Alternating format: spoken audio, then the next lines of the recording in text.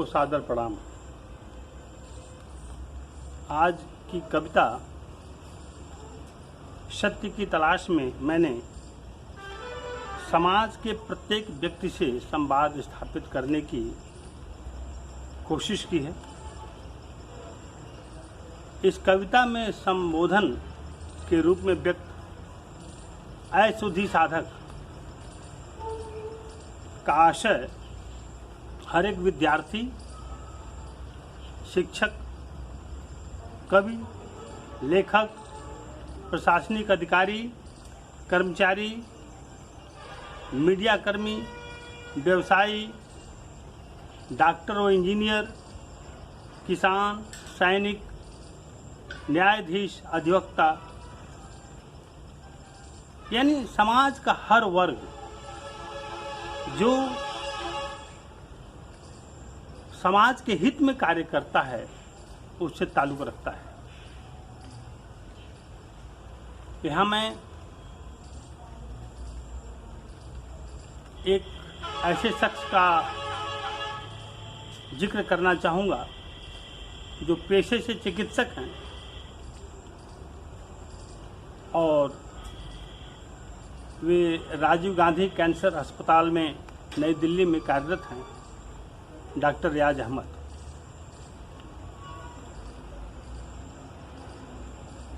वे बहुत ही ओजस्वी साधक हैं। ऐसे ही एक महिला मुझे मिली थी लखनऊ में,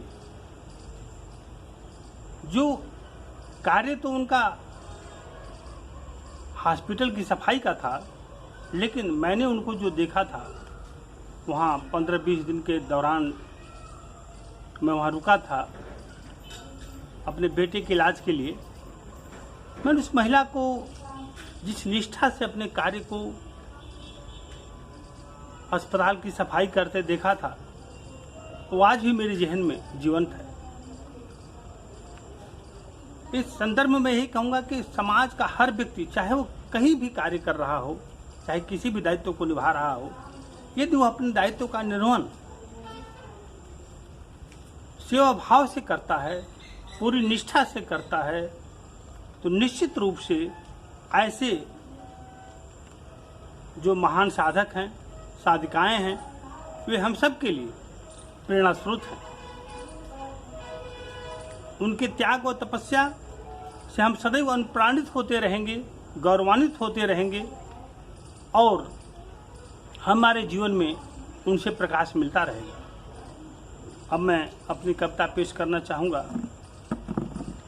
अशुद्धि साधक व साधिका, एक निष्ठ भाव से लगे रहना, कहीं न भटकना, कहीं न रुकना, तुम्हें है विचारों के पार जाना। कभी न घबराना, कभी न उद्वेलित होना, अपने अंतस के दीप को जलते जाने देना, जलते जाने देना, पीड़ा व संताप को अश्रु में बह जाने देना। जब तक रहेगी दिल में रुसवाई, तब तक मिलेगी नहीं तन्हाई। सब बादलों को छट जाने देना, हृदय की ग्रंथियों को खुल जाने देना। मीरा सदिश घूंघट के पट को उठा लेना, सबरी के भांति खुद को महाभाव में बह जाने देना। अनंत नभ का विस्तार बन, अनंत नभ का विस्तार बन, खुद को खुद ही में मिटते जाने देना। अशुद्धि साधक, एक निष्ठ भाव से लगे रहना। बहुत से मरकज तुझे लुभाएंगे, बहुत से मरकज तुझे लुभाएंगे, बहुत लोग नगाड़े बजाएंगे। जय बोल पुष्पों की मालाएं, पुष्पों की मालाएं गले में पहनाएंगे।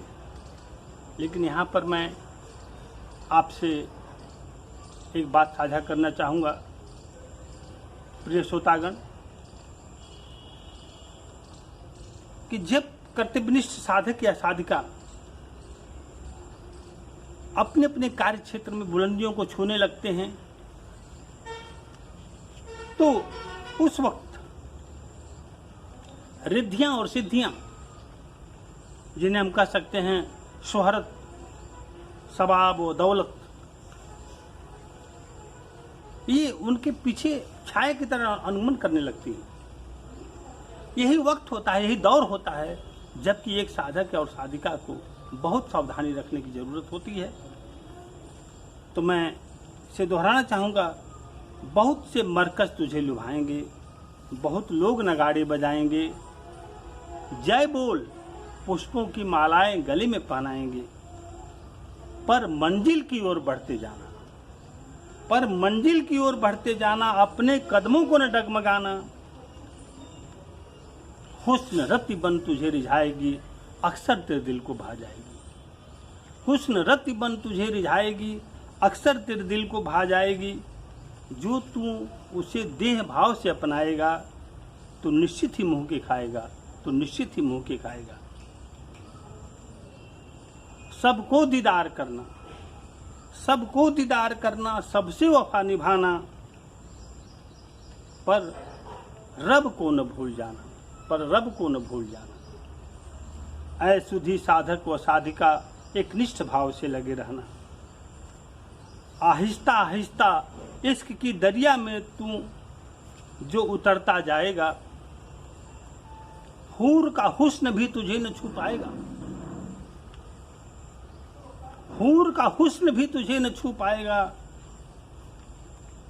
फिर तेरा रोम रोम ज्योति से भरता जाएगा, फिर तेरा रोम रोम ज्योति से भरता जाएगा। अब प्रज्ञा का सूरज एक दिन उदय हो जाएगा, प्रज्ञा का सूरज एक दिन उदय हो जाएगा।